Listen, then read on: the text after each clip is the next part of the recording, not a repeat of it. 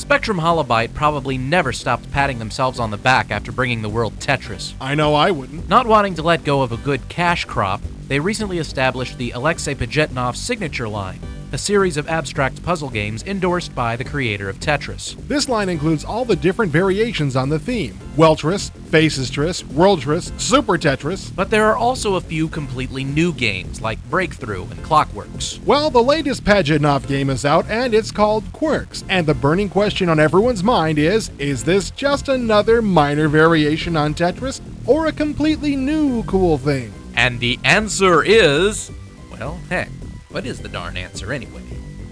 Well, if Qwirks is a variation on anything, it's Dr. Mario. Which is a variation on Tetris. Exactly. See, there are these cute little bobbly things called Qwirks. Aww. They come in several different colors, and they drop down into the playing field in pairs. You can rotate them to your heart's content, but eventually they land and you can't move them anymore. Sounds like Tetris. Except that if one side of a Qwirk pair lands higher than the other side, the dangling half drops off. Ah, so Qwirks seek their own level. If you get 4 or more Qwirks of the same color touching each other horizontally or vertically in any pattern, they all disappear. Not just rows and columns? Nope. Your pattern can be a crossy little thing like this and still vanish. Well, that's cool. This doesn't look too difficult so far. That's because you're looking at the practice mode.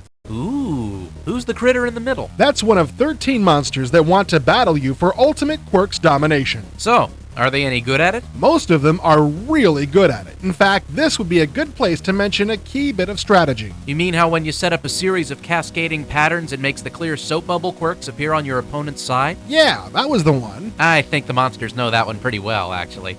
But it's a hard strategy to learn. That's when you come here to the puzzles game. There's a Qwirk pileup, and you have to get rid of it. Actually, it looks like 2 Qwirk pileups. No, this is what you have to solve. This is the lineup of Qwirk pairs in the order they're going to drop. Oh, I see. I also noticed that there's no such thing as close in this part. You either eliminate every single Qwirk, or you lose. It can get pretty challenging, but it is great practice for battling the computer or a human opponent. Did you say human opponent? Oh, like that's a surprise. These games always have a 2-player mode. Unfortunately, you can't play across a modem or anything, but you can both team up on the same keyboard. So the same dirty tricks work in 2-player mode as in the challenge mode? Sure do. In fact, let's talk about the challengers some more. Oh man, I was just getting ready to kick your butt. The challengers each have their own distinctive playing strategy and their own small personal history. Now, was it my imagination, or was this guy laughing at me a while ago when I lost? No, that's what happened, all right. If a player is not doing very well, the animated image in the center starts obviously enjoying himself more and more until eventually, if the player loses, he laughs or wags his tail or does something to indicate it's been a really good day. That's discouraging. Laughed at by a mutant fish. But there's a very satisfying flip side as well. If the opponent starts losing ground, he very visibly starts getting nervous and freaking out. If the player wins, he cowers in shame or turns over on his back.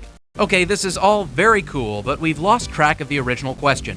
Is Qwirks just another Tetris variation? Well, there's no denying the influence in the game design, but there is enough difference in the look and strategy to qualify Qwirks as a different game. So what you're saying is yes and no. Pretty much. Anyway, even if this was just a Tetris variation, that's not such an awful thing. It's still a lot of fun to play. Overall, the Pajitnov line has maintained really high standards. Yeah, it hasn't produced a clinker yet. Let's hear it for good old-fashioned Russian ingenuity.